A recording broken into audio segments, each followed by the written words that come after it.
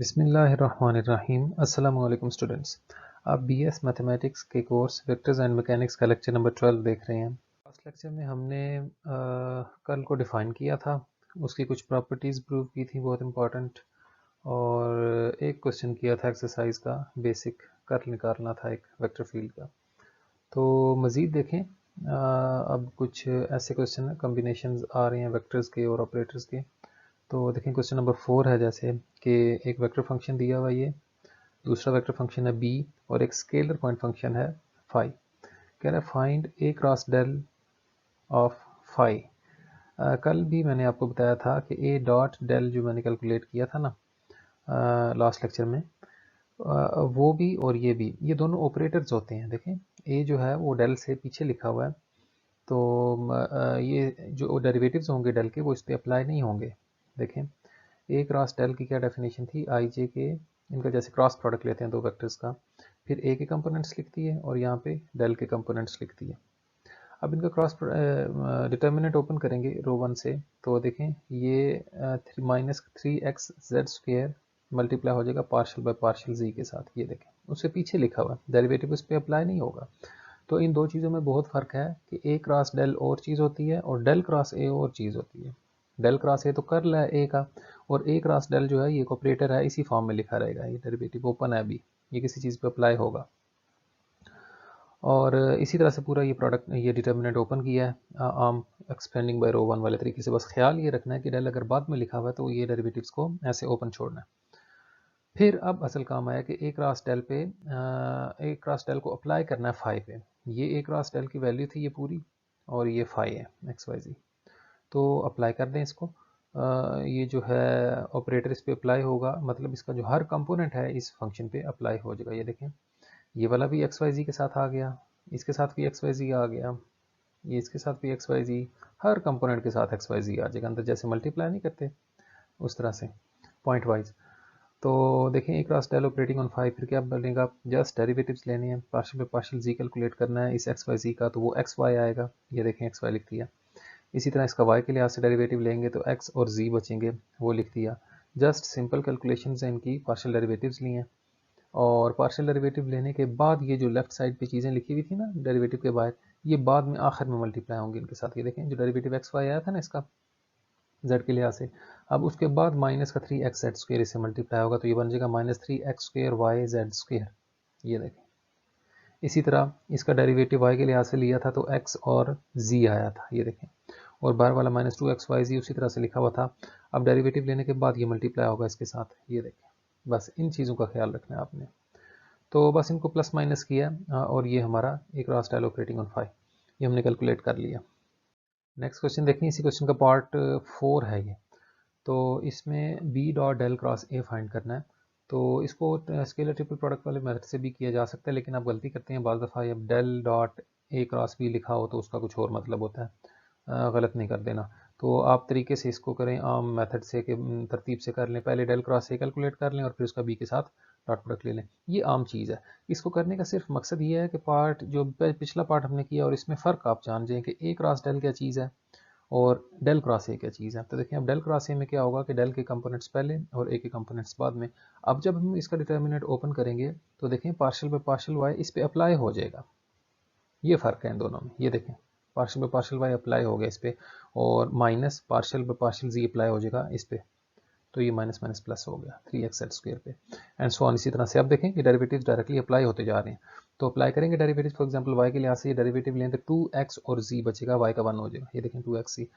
फिर यहाँ पे डेरिवेटिव लेंगे z के लिहाज से तो z² का 2z हो जाएगा, तो ये 6xz बनेगा। ये देखें इसी तरह से इनकी कैलकुलेशंस करके ये लिख लिए, j कंपोनेंट वाले टर्म्स जो है कैंसिल हो रही थी, वो देखें उसका कंपोनेंट j कंपोनेंट जो है वो y कंपोनेंट 0 आ रहा है। तो हमने कर्ल फाइंड कर लिया a का, अब इसका डॉट प्रोडक्ट लेना है b के साथ। तो वेक्टर b लिखा, डॉट आगे डेल क्रॉस a लिख दिया जो भी हमने कैलकुलेट किया ये वाला, इसकी वैल्यू पुट कर दी, और इनका जस्ट डॉट प्रोडक्ट लेना, जैसे दो वेक्टर्स का लेते हैं। आपको पता है फर्स्ट कंपोनेंट फर्स्ट से मल्टीप्लाई हो जाएगा, तो 28x(z)(x²z) 24 सॉरी 3 8 24, और 4z जो है 0 से मल्टीप्लाई होगा तो 0, और ये माइनस का x y जब मल्टीप्लाई होगा माइनस के 4z² से तो प्लस का 4xy z² बन जाएगा। तो बस यही हमारा आंसर है। तो इनमें फ़र्क करना सीखें चीज़ों में, और जितनी प्रैक्टिस करेंगे आपको आप इजी फील करेंगे इनके साथ। तो देख के ही घबराते रहेंगे नोटेशंस को तो फिर बात नहीं बनेगी। इसको देख के आपने क्वेश्चन नंबर 2, 3 और 5 कर लेना। उसमें भी इसी तरह से एक्स वाई जी वाली फॉर्म में फंक्शन है, उनके कर्ल्स वगैरह और ग्रेडियंट्स वगैरह फाइंड करने हैं। नेक्स्ट देखें, ये क्वेश्चन है क्वेश्चन नंबर 11 के एक वेक्टर पॉइंट फंक्शन दिया हुआ है, find the divergence of curl of curl of curl of A. तो इनको देख के आप लोग, ये कुछ भी इसमें मुश्किल बात नहीं है, ये जस्ट बहुत सिंपल क्वेश्चन है, इजी क्वेश्चन है। बस बार बार इस पर रिपीटेड एप्लीकेशन करनी है डेल्टा की मुख्तलिफ तरीक़ों से। तो करने का मकसद ये था इस क्वेश्चन को कि आप देख के जस्ट इसको घबराते रहते हैं क्वेश्चन को। इस तरह के दो तीन और भी हैं। तो ये सबसे जो ज़्यादा बार अप्लाई हो रहा था वो वाला मैंने कर दिया। देखें, divergence of curl of curl of curl of A का मतलब क्या है? डेल डॉट, ये डाइवर्जेंस वाला था, बाकी तीन कर्ल हैं, तो del cross del cross del cross operating on A, ये इसकी डेफिनेशन बनेगी। तो सबसे पहले ये देखें, यहाँ से स्टार्ट करेंगे ना, डेल क्रॉस ए सबसे पहले फाइंड करेंगे। तो डेल के कंपोनेंट्स लिखे और ए के कंपोनेंट्स लिख दिए, और अब डेल पहले लिखा हुआ है ए से, तो ये डेरिवेटिव्स जो हैं अप्लाई हो जाएंगे इन पे। यानी जिस तरह से आम डिटर्मिनेंट ओपन करते हैं, डिटर्मिनेंट को ओपन करें, इनके डेरिवेटिव्स लें, तो वाई कंपोनेंट देखें यहाँ पे भी ज़ीरो हो रहा है। तो ये आ गया हमारा डेल क्रॉस ए। अब इस डेल क्रॉस ए निकला है, एक बार मज़ीद इस पर डेल अप्लाई करते हैं, क्रॉस, एक बार फिर क्रॉस प्रोडक्ट लेते हैं डेल के साथ। तो ये जो आंसर आया था इसका डेल के साथ क्रॉस प्रोडक्ट लेते हैं, तो डेल के कंपोनेंट्स ये लिख दिए, और डेल क्रॉस ए का आंसर जो आया था ये वाला, उसकी वैल्यूज़ ये लिख दी। तो अब इस पर फिर डिटर्मिनेंट ओपन कर देंगे, एक्सपेंडिंग बाय रो 1, तो वही पार्शियल बाय पार्शियल वाई इस वाले फंक्शन का हो जाएगा। इसमें देखें वाई नहीं आ रहा, जीरो हो जाएगा, ये देखें जीरो। फिर पार्शियल बाय पार्शियल जीरो का हो जाएगा, तो जीरो का डेरिवेटिव जीरो होता है, ये देखें आई वाला कंपोनेंट जीरो होगा। इस तरह से बिल्कुल सिंपल चीज़ें हैं। इन पे अप्लाई किया तो दो दफ़ा कर्ल हम कैलकुलेट कर चुके, एक ए का कर्ल कैलकुलेट किया, फिर कर्ल ऑफ ए का कर्ल कैलकुलेट किया। नेक्स्ट देखें, तो ये दो दफ़ा कर्ल कैलकुलेट करने का ये आंसर आ चुका था। उसके बाद तो दो दफ़ा डेल अप्लाई किया, अब देखें एक दो तीसरा डेल अप्लाई करते हैं क्रॉस के साथ, तो डेल क्रॉस यानी क्रॉस प्रोडक्ट लेना डेल के साथ, तो डेल के कंपोनेंट्स लिख दिए यहाँ पे, और ये जो डेल क्रॉस ए था इसकी वैल्यू हमने अभी फाइंड की, उसके कंपोनेंट्स यहाँ लिख दिए। तो अब फिर इस पर एक्सपेंड करें इसको फर्स्ट रो से, और डेरिवेटिव्स अप्लाई करें। वाई का डेरिवेटिव जीरो का डेरिवेटिव वाई के लिहाज से जीरो, जेड का डेरिवेटिव इस फंक्शन का जब डेरिवेटिव लेंगे ना जेड के लिहाज से, तो इसमें जेड नहीं आ रहा है, ये भी डेरिवेटिव जीरो होगा, ये देखें ये। फिर इसी तरह से सेकंड कंपोनेंट लिखा, थर्ड कंपोनेंट लिया, जो डेरिवेटिव आते थे वो डेरिवेटिव लिए। इसका कर्ल निकाल निकाल निकाल के बेचारे के जितने कसपल थे सब खत्म हो गए। देखें ये कांस्टेंट वेक्टर बच गया, सब कर्ल निकल गए इसके।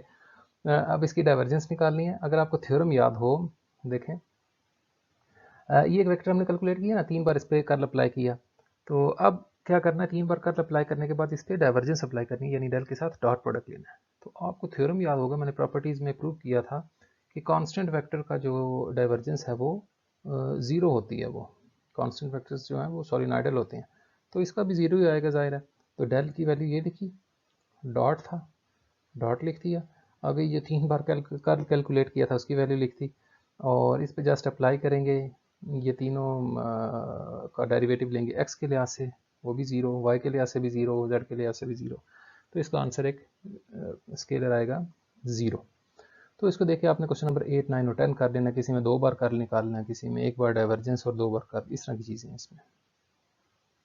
तो नेक्स्ट देखें, अब आर वाले प्रॉब्लम्स करते हैं ना, कि एक्स वाई जेड वाले बहुत से फंक्शन हमने कर लिए, उनका कर्ल कैसे निकालना है। अब आर वाले फंक्शंस के लिए हमने एक फार्मूला प्रूव किया था कि del cross phi F is equal to, जैसे डाइवर्जेंस वाला था ना, उसी तरह से phi del cross F plus del phi cross F.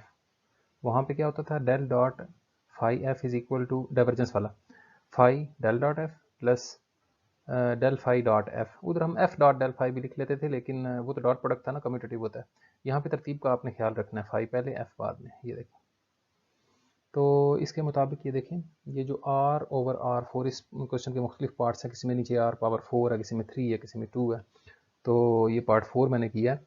तो देखें इसका क्या तरीका है, del cross vector r over are power 4। Divergence में इस तरह के हमने बहुत से क्वेश्चन किए थे, उनकी डाइवर्जेंस भी निकाली थी और लैप्लाशियन भी कैलकुलेट किया था। तो देखें क्या करेंगे, इसको r power -4 into r, vector are.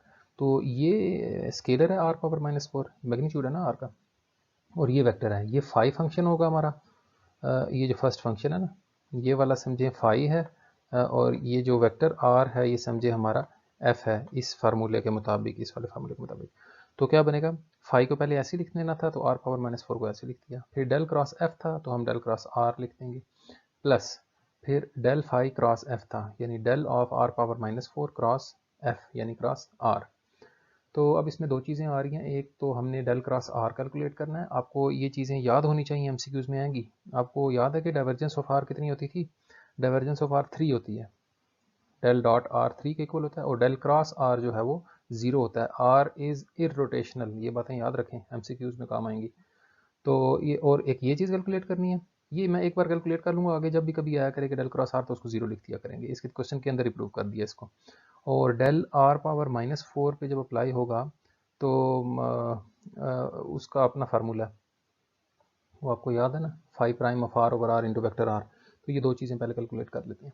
सबसे पहले डेल क्रॉस आर कैलकुलेट करते हैं। उसमें क्या है, डेल के कंपोनेंट्स लिखे, फिर आर के कंपोनेंट्स लिखे, डिटर्मिनेंट को ओपन किया, तो डेरिवेटिव्स देखें, ज़रा गौर करें। z का y के लिहाज से 0, y का z के लिहाज से 0, z का x के लिहाज से 0, x का z के लिहाज से 0, y का x के लिहाज से 0, x का y के लिहाज से 0, सब 0 आ रहे हैं, 0 i प्लस 0 j प्लस 0 के नल वेक्टर।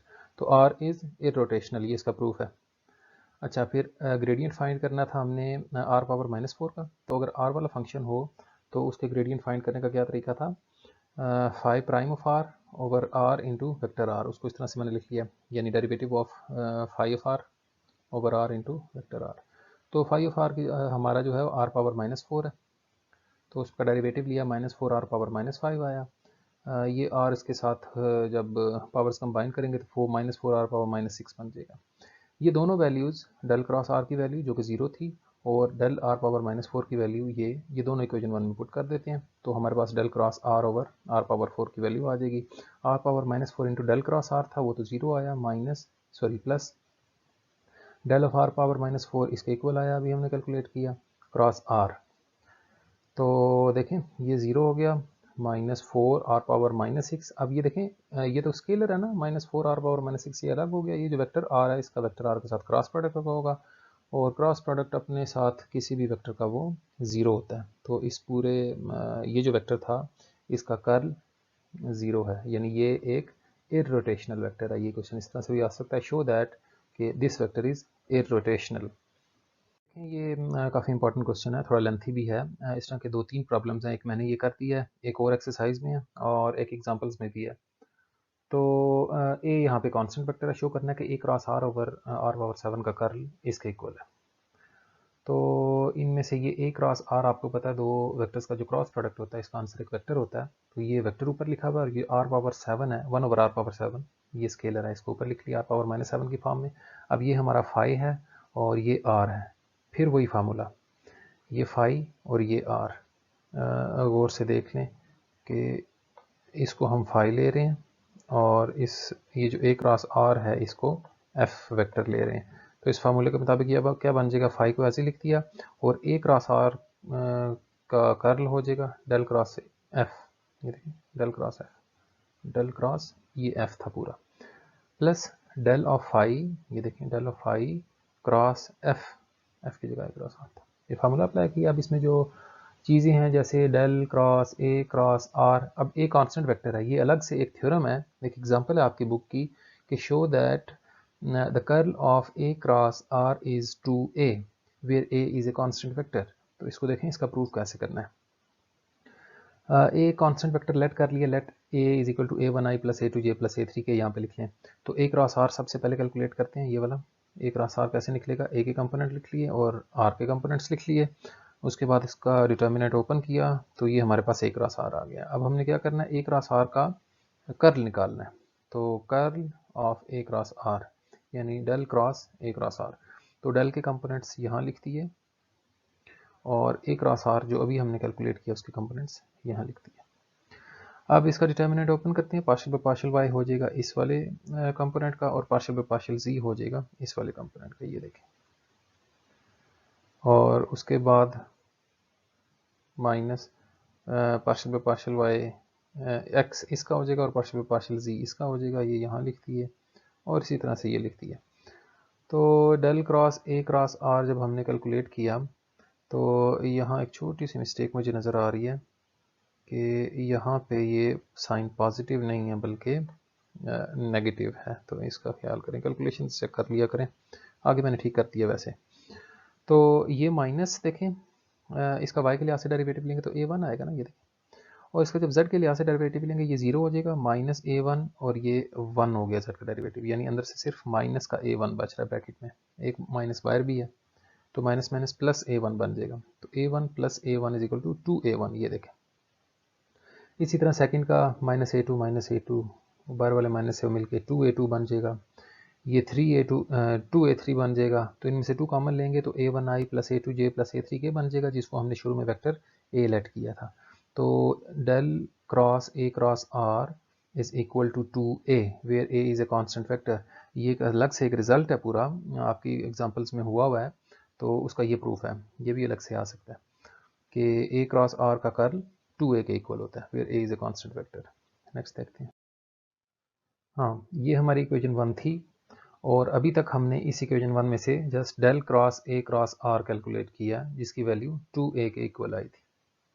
नेक्स्ट टारगेट हमारा ये है कि del of r power -7 calculate करना है। उसका फार्मूला क्या होता है, del of a function of r कैसे निकालते थे हम, phi prime of r over r into vector r, यानी derivative of phi over magnitude of r into vector r।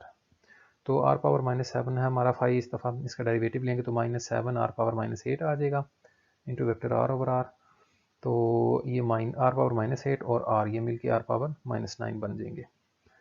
तो हमने दोनों चीज़ें जो इसमें टेक्निकल थी वो कैलकुलेट कर ली, एक ये, दूसरा ये।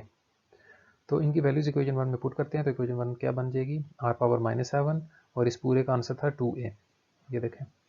फिर डेल फाई की वैल्यू आई -7 r power -9 into r vector r, और क्रॉस a क्रॉस r अपनी जगह पे लिखा हुआ है। अब गौर से देखें, ये 2a कांस्टेंट वेक्टर है, ऐसे लिख लिया 2a r power -7 r power -9। अब ये चीज़ें गौर से देखें कैसे सिंप्लीफाई करेंगे। ये एक स्केलर है, इसको अलग कर लिया, और ये r cross a cross r, ये वेक्टर्स का आपस में क्रॉस प्रोडक्ट हो गया। अब ये कौन सा प्रोडक्ट है, ये आपका वेक्टर ट्रिपल प्रोडक्ट है, vector triple product a cross b cross c is equal to a dot c into B vector, याद है, ये देखें r dot r a vector minus r dot a r vector, ये उसकी value लिखती, और -7 r power -9 बार multiply हो रहा था, देखें ब्रैकेट यूज़ किया ताकि दोनों टर्म से मल्टीप्लाई हो। तो सिंप्लीफाई करते हैं, ये वेक्टर ट्रिपल प्रोडक्ट का फार्मूला अप्लाई कर दिया था, ये जो 2a r पावर -7 है इसको लिख लिया 2a ओवर r पावर 7, ये जो r पावर -9 थी इसको 1 ओवर r पावर 9 लिख लिया। r डॉट r आप जानते हैं r स्क्वायर के इक्वल होता है, मैग्नीट्यूड ऑफ r का स्क्वायर, ये साथ वेक्टर a था। r डॉट a ये अपनी जगह पे लिखा हुआ है, ये हमें इसी तरह से चाहिए, ये देखें r डॉट a या a डॉट r a की बात होती है, साथ वेक्टर r है। तो मज़ीद इसको अंदर मल्टीप्लाई करते हैं, देखें 7 वेक्टर a के साथ आएगा, और ये r की पावर देखें 9 में से 2 निकलेंगी तो 7 रह जाएंगी।